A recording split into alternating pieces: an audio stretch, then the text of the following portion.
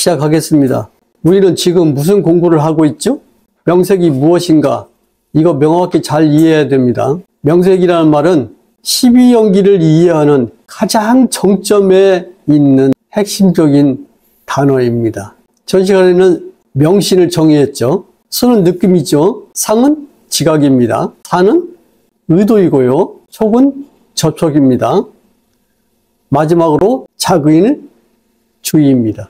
이런 5가지 요소들이 정신을 구성합니다. 그것들이 정신적 존재를 산출합니다. 다시 말해서 느끼고 지각하고 의도하고 접촉하고 주의하는 기능으로 정신 기능이 이루어진다는 말이에요. 정신 기능은 느낀다, 지각한다, 의도한다, 접촉한다, 주의한다, 이런 모든 것들을 합해서 정신 기능이라고 해요. 느끼고 지각하고 의도하고 접촉하고 주의하는 기능을 하면 그 기능에서 존재가 생겨나는데, 어떤 존재가 생겨나냐면 정신적 존재가 생겨나요.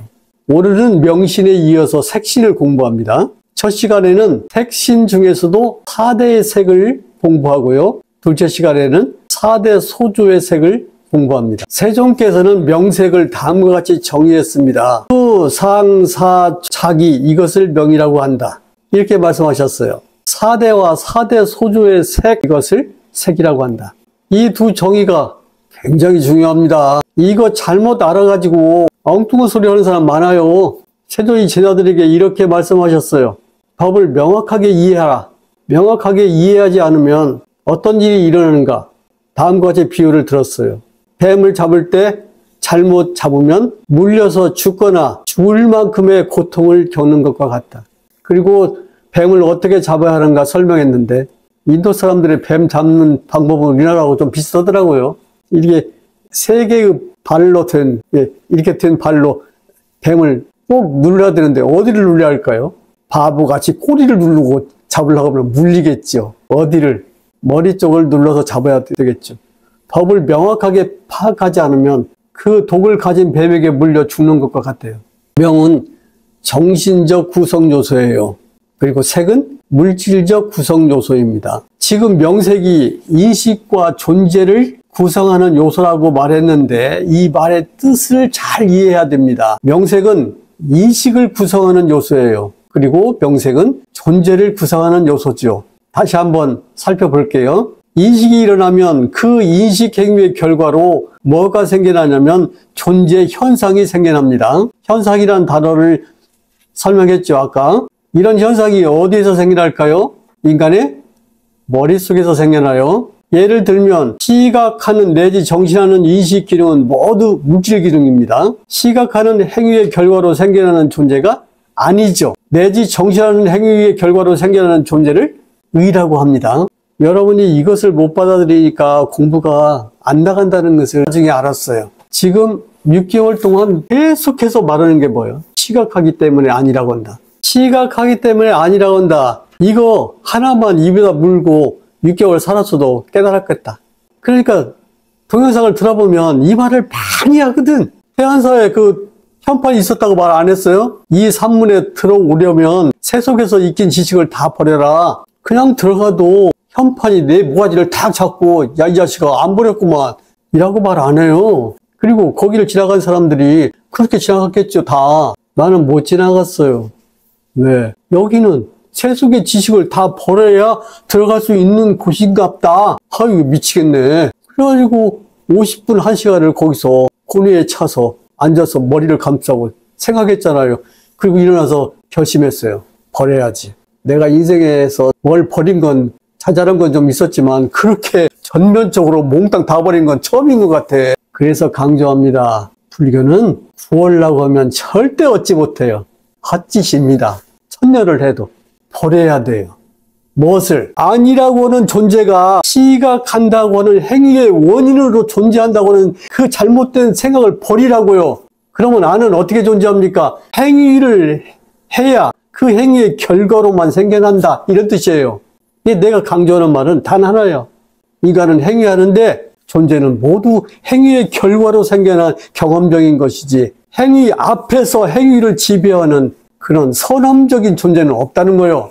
이거 딱 알아챘으면 내가 공부를 해보니까 마지막 공부를 하면 할수록 남는 것은 스승에 대한 고결한 믿음만 남아요. 아무것도 남지 않아요. 시각하기 때문에 아니라고 한다. 그 말 하나 깨달으면 다 깨달아요. 시각하기 때문에 아니라고 한다. 그러면 아니라는 것은 경험적으로 생겨나고 사라지는 거니까 하나입니까? 여러 개입니까? 하나인가 여러 개인가 라고 물어보면 여러분은 이렇게 대답해야 돼요. 하나도 아니고 여러 개도 아닙니다. 왜 하나라고 할 수 없나요? 물어보면 미천이 딸리면은 그때부터 이상한 소리 하면 안 돼요. 이렇게 말해야죠. 미천을 좀 챙기십시오. 왜 하나가 아닙니까? 라고 물어보면 여러 개 생겨나기 때문입니다. 아, 그래요? 그렇다면 여러 개가 생겨나기 때문에 눈은 하나가 아니에요. 감을 보면 감을 보는 눈이 생겨나고 떡을 보면 떡을 보는 눈이 생겨나잖아요. 그렇다면 왜 여러 개냐고 물어보면 또 여러 개가 아니라고 합니까? 아, 그것이 또 생겨났다 사라지잖아요. 그러면 아니라는 건 뭡니까? 조건적으로 발생하는 영이 된 것입니다. 그러면 물질적 요소인 색을 공부합니다. 색은 물질적 요소입니다. 인간 존재에서 물질적 요소는 무엇이냐면 신체죠. 세존은 신체를 말할 때 항상 이 몸이라고 말했어요. 이 몸. 궁금하지 않아요? 왜 그냥 몸이라고 하지 왜 이 몸이라고 했을까요? 이는 뭐예요? 이 몸 할 때 이가 뭐야? 그러니까 세존께서는 추상적인 인간 몸에 대한 이야기를 하고 싶지 않아요. 이 몸, 즉 개인이 갖고 있는 구체적인 몸이다 그런 뜻이에요. 항상 이 몸이라고 했어요. 이 몸. 신체는 4대와 4대 소조로 구성됩니다. 4대는 이, 수, 화, 풍 4가지 물질을 4대라고 해요. 좀 기억 좀 해놔요. 그리고 4대 소조는 이 소조라는 말은 무슨 말이냐면 소조, 바소자잖아요. 해석할 때는 이 소자가 있으면 한문 해석할 때 뒤에서부터 해석하는 거예요. 만들어진 바 이런 뜻이요. 4대로 만들어진 바. 4대로 만들어진 것. 4대 소주는 4대에 의해 만들어졌다 이런 뜻이고요. 4대 소주의 물질은 유도물질, 파생물질이라고 합니다. 4대와 4대 소주에 대한 설명을 조금 더 해볼게요. 4대는 지수, 화풍이라는 4가지 물질이죠. 이 물질을 뭐라고 말을 하냐면 근본물질이라고 그래요. 근본물질. 왜 근본물질이라고 합니까? 모든 물질의 근본이 되기 때문에 근본물질이라고 해요. 그러니까 4대 소주의 색이라는 것은 4가지 근본물질로 만들어진 물질이라는 뜻이죠. 인도의 유물론자들은 이 세상의 모든 것이 4대와 4대 소주의 물질이라고 주장했어요. 즉 그들은 세상의 일체가 실체적 물질 현상이라고 주장했습니다. 이거 오늘날 과학자들과 좀 비슷하잖아요.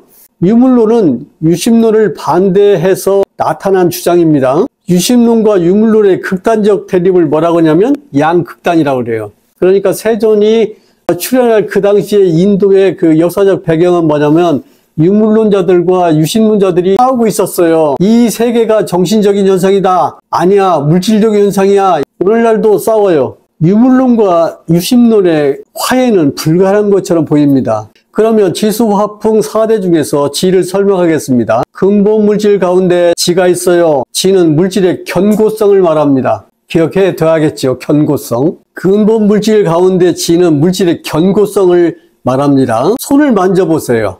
견고하죠? 이러한 물질의 견고성을 뭐라고 하냐면 지, 땅이라고 이름을 붙여서 불렀어요. 그러니까 지 하면 우리가 밟고 다니는 땅도 가리키는 말이지만 사실은 모든 물질의 근본이 되는 원소 기호쯤 생각하면 돼요.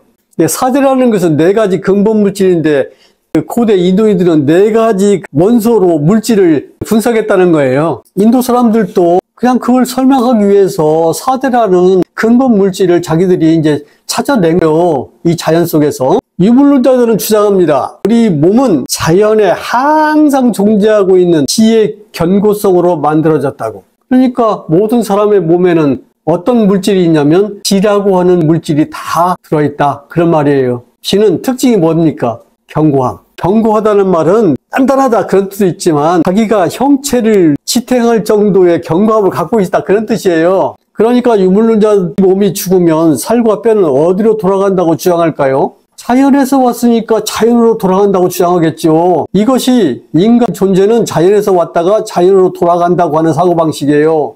지금도 우리가 누가 죽으면 돌아갔다 오잖아요. 이 오래된 유물론자들의 사고방식이 전승되고 있는 거예요. 계속해서. 지수화풍 가운데 수를 설명하겠습니다. 근본물질 가운데 수는 물질의 습윤성을 말합니다. 습윤성. 손을 만져보세요. 촉촉하죠? 이러한 물질의 습윤성, 이것을 수, 즉 물이라고 이름을 붙입니다. 유물론자들은 주장합니다. 우리의 몸은 자연에 상주하는 수의 수분 속으로 만들어졌다고. 그러니까 유물론자들은 이 몸이 죽으면 몸의 수분 속은 어디로 돌아간다고 주장할까요? 자연의 물로 돌아간다고 주장합니다. 이것이 인간 존재는 자연에서 왔다가 자연으로 돌아간다는 사고방식이에요. 지수화풍 가운데 화를 설명하겠습니다. 근본 물질 가운데 화는 물질의 열성을 말합니다. 열성이라는 것은 따뜻한 성질이죠. 손을 만져보세요. 따뜻하지요. 이러한 물질의 열성, 이것을 화, 즉 불이라고 이름을 지어서 부릅니다. 물론 자연의 불도 화겠죠. 유물론자들은 주장합니다. 우리 몸은 자연에 상주하는 화의 열성으로 만들어졌다고. 그러니까 유물론자들은 이 몸이 죽으면 몸의 온기는 어디로 돌아간다고 주장할까요? 불로 돌아간다고 주장합니다. 이것은 인간이 자연에서 왔다가 자연으로 돌아간다고 하는 사고방식을 지금 보여주고 있는 거예요. 마지막으로 풍을 설명하겠습니다. 근본 물질 가운데 풍은 물질의 이동성을 말해요. 손을 만져보세요. 따뜻하지요? 왜 따뜻할까요? 혈액이 순환하기 때문입니다. 이러한 물질의 이동성, 즉 바람이라고 하지요. 산에서 부는 바람, 바다에서 부는 바람도 풍입니다. 유물론자들은 주장합니다. 우리 몸은 자연에 상주하는 풍의 이동성으로 만들어졌다고. 그러니까 유물론자들은 이 몸이 죽으면 몸의 이동성은 어디로 돌아간다고 주장할까요? 바람으로 돌아간다고 주장합니다. 왜냐하면 인간 존재는 자연에서 왔다가 자연으로 돌아간다는 사고방식입니다. 종합해서 말하면 이런 뜻이에요.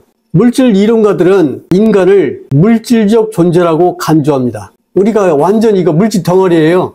물질 덩어리 이렇게 생각해요. 우리를. 그들은 그 물질 덩어리가 자연에서 왔다고 주장해요. 그래서 인간이 죽으면 다시 자연으로 돌아간다고 주장합니다. 이것이 허무주의예요. 불교에서 이 허무주의를 단견, 단멸론이라고 합니다. 여기서 주의해야 할 것이 한 가지 있습니다. 세존께서 물질을 지수화풍이라고 정의하셨으니까 사람들이 그만 오해를 하게 되는 거예요. 어떻게 오해할까요? 지수화풍 이런 물질은 실제적으로 존재하는구나 이렇게 오해하지요. 이런 생각을 하면 안 돼요. 세존께서는 물질의 실체를 인정한 실체론자가 아니에요. 세존께서는 모든 실체론을 거부한 사람입니다. 그렇다면 세존께서는 물질 이론가들이 주장하는 물질적 실체를 어떤 것으로 통찰했을까요? 이렇게 생각하면 안 돼요. 물질이 있냐 없냐 이렇게 생각하지 말아요. 물질이 없다고 생각하면 자아이론가가 되는 거예요. 정신만 있다. 또 정신이 있냐 없냐 이렇게 따져들면 정신이라는 거 안 보이는 거야. 그래서 없다고 생각하니까 자연에 있는 이 물질을 우리는 주장하고 싶어 이러는 거예요. 세존은 물질이 있냐 없냐 실질적으로 있냐 없냐 이걸 따진 사람이 아니고 지수화풍이라는 것이 어떻게 있게 되고 어떻게 없게 되는가를 설명한 거예요. 이것이 오늘 공부의 핵심입니다. 불교 공부를 잘못하면 지옥행이에요. 세존께서 물질적 실체를 어떤 것으로 통찰했냐면 인식된 것으로 통찰했어요. 인식된 것으로 존재한다. 그러니까 인식 행위의 결과로 나타나는 것이고 인식 행위의 결과로 사라지는 것이다. 시각하기 때문에 아니라고 한다는 말이 얼마나 중요한 말인지 여러분은 깨달을 때도 아마 그 말 타고 들어가서 깨달을 거예요. 나는 여러분들에게 타고 들어가서 깨달을 수 있는 문장 하나를 이미 제공했어요. 시각하기 때문에 아니라고 한다. 지수화풍은 인식된 것으로 존재한다고 세존께서 통찰하셨습니다. 첫 시간 공부를 마치겠습니다.